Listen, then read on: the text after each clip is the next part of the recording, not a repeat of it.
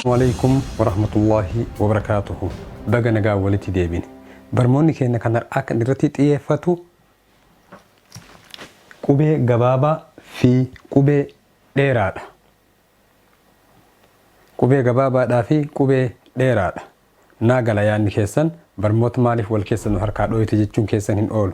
Sababni ani kana godheef xiyyeeffannaan kiyya guddaan akka isin barruun isinii sirraahuufi akka barruun keessan isiniif galuufi silaa ar'as akkuma kanaan dura hiikaa jechootaa baranna ture wanti uf duubatti na deebise akkuma dheengadda isiniin jedhetti jabinaa fi laafina qubee dheerinaa fi gabaabina yeroo itti aanutti irra butaa isin agarsiisa keessa gadi bu'ee isin agarsiisuudhaaf xiqqoo isinitti hin ulfaata argee jira komentii keessanii fi yaada keessanii fi itti fayyadama keessan irraa argee jira warroota social mediaatti fayyadamtanii jechuu barbaadeeti kunis numa jira keessa deebi'aa uf ilaalaa ammaaf kan irratti ani xiyyeeffadhe qubee gabaabaa qubee dheeraa yeroo itti aanu irra butaa baranna okay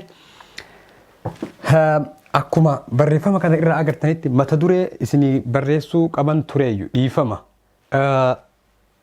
smart boarding kee xiqqaadha waan ta'eef mata duree akka inni silaa barbaadutti isinii barreessuu dhabuu kiyyaaf dhiifama guddaa isin gaafadha ammaaf mata duree isiniifis barreessuu dhabus rakkoo guddaa akkasitti hin qabu xiyyeeffannaan keessan haala an itti isinii qopheesse kan irratti xiyyeeffannaa keessan fookasii keessan garanatti deebisaa mata dureen akkasitti wanta guddaa isin cinqunatti hin fakkaatu isiniif ibsa kuni qubee gabaabaadha asitti agartan kuni qubee gabaabaadha okay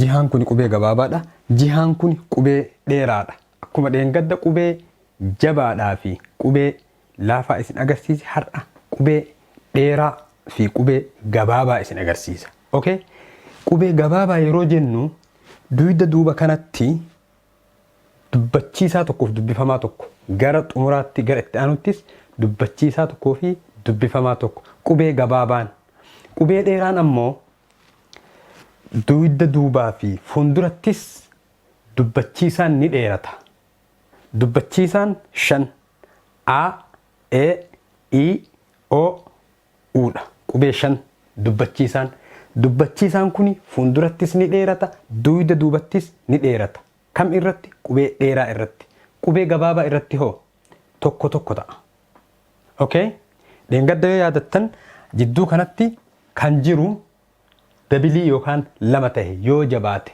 jidduu kanatti kan jiru ammoo tokko ta'e laaffachuu agarsiisa okay har'a kan isin agarsiisu barbaade qubee gabaabaadhaa fi qubee dheeraa hubadhaa okay mee asirra haa eegallu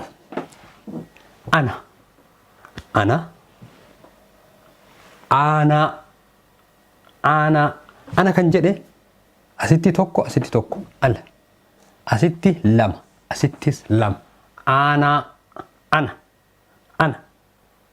ana okay asitti kora asitti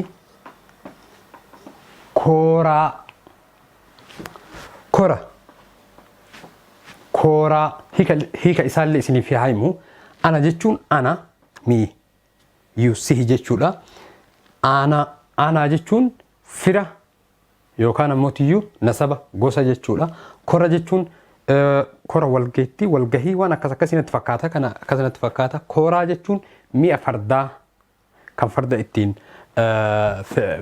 mi'a fardaa jechuudha kuni qubee gabaabaadha kuni qubee dheeraadha hubadha asitti qubee gabaabaadha dirri kuni qubee gabaabaa dirri kuni qubee dheeraa okay asitti kan jiru goda asitti kuni goda holqa jechuudha godaan kuni gara hiika 3 4 qaba hiika 2 isin himu goda jechuun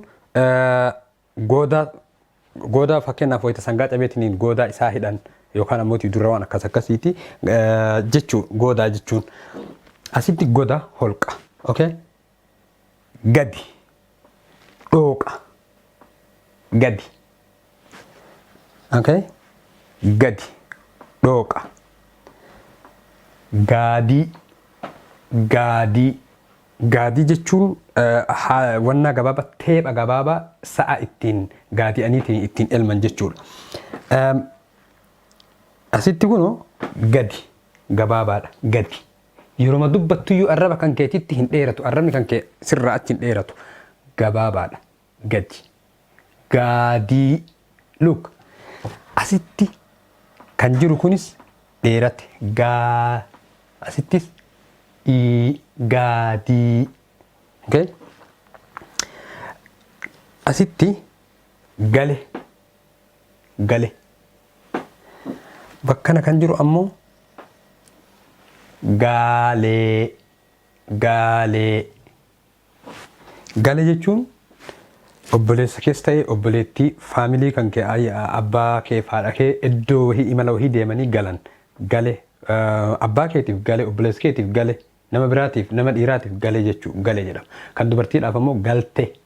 So gabaabina qubee isin agarsiisuu barbaada istee kanatti gaalee. Gaalee. Gaaleen hidda mukaa kan lafa keessaa bahu kan dheeraa jechuudha. Kan wahiin hidhan. Gaalee jechuun hidda mukaa kan wahiin hidhanii jechuudha. Dheerina agarsiisa astee kanatti illee dheerina agarsiisa, kunis dheerina agarsiisa, kunis dheerina agarsiisa, kunis dheerina agarsiisa. Kunniin ammoo gabaabina isin agarsiisaa jechuudha. Gaalee. Okay? Dhama. Dhama. Asitti dhaamaa. Dhaamaa. Dhama. Asitti kuni dhama. Asitti dhaamaa. Dhama jechuun wanta dhuka wanta tokkoo jechuudha. Dhama jechuun dhuka wanta tokkoo, dhama wanta tokkoo jechuudha. Okay? Dhama jedhee asitti dhaamaa. Fakkeenyaaf ibidda dhaamaa. Ibidda fakkeenyaaf amma yeroo dibaniitiin jedhan ibiddi sun dhaame yoo jedhan ibiddi suni dhaame, ibiddi suni dhaamaadha. Okay? Wanta sochii qabu yookaan ammoo tuyyuu wanta hojjetu kan booda hojii dhaabe jechuun waan dhaame.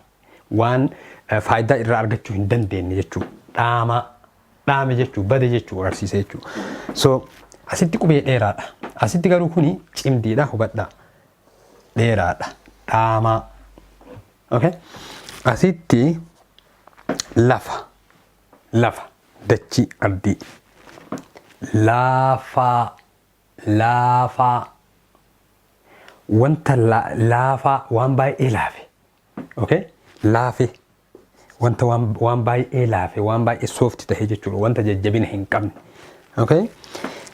San agarsiisa. Asitti qubee tokko lama, asitti tokko lama, sadii afur.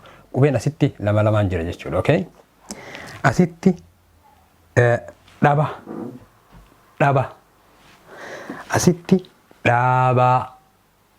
Dhaabaa jechuun maqaa namaati. Dhaabaa jechuun maqaa namaati. Jecha ittiin ijaaruu yoo barbaadde jecha dhaabaa jedhu kana jecha ittiin ijaaruu hin dandeetta. Garuu the basic of this one is dhaabaa kan jedhu kun is the name of maqaa namaati jechuudha. Okay? Asitti dhaba jedha. Nama harkaa waa hin qabne. Harka qalleeyyii nama dhabe jechuun nama dhaba qabu. Isaan hime jecha ijaaruu dandeettaa nama dhaba qabu. Namni kun dhaba qaba. Hanqina wahii qaba. Hir'ina wahii qaba. Okay? Jechuun hir'ina mallaqaa akkas hir'ina jireenya keessatti hir'ina wahii akka qabu wahii agarsiisa jechuudha. Dhaba kan jedhu kun jechuudha. Yeroo itti aanu irra butaa isin agarsiisa. Irra butaa isin barsiisa. Irra butaan wannaa lamatu walitti aanetiin dhufa. Dubbifamaa lamatu walitti aanetiin dhufa. Keessa gadi buunee yeroo itti aanutti irra butaa haalaan seeraan isin agarsiisa. Inshaallah. Barmoonni keenya kanarratti raawwata. Hanga barmoota biraatiin walitti deeminutti nagayannaa jiraadhaa. Please chaanaalii kiyya kana subscribe, comment, like gochuu hin dagatina. Hanga yeroo biraatiin walitti deeminutti nagayannaa jiraadhaa. Isin jaaladha.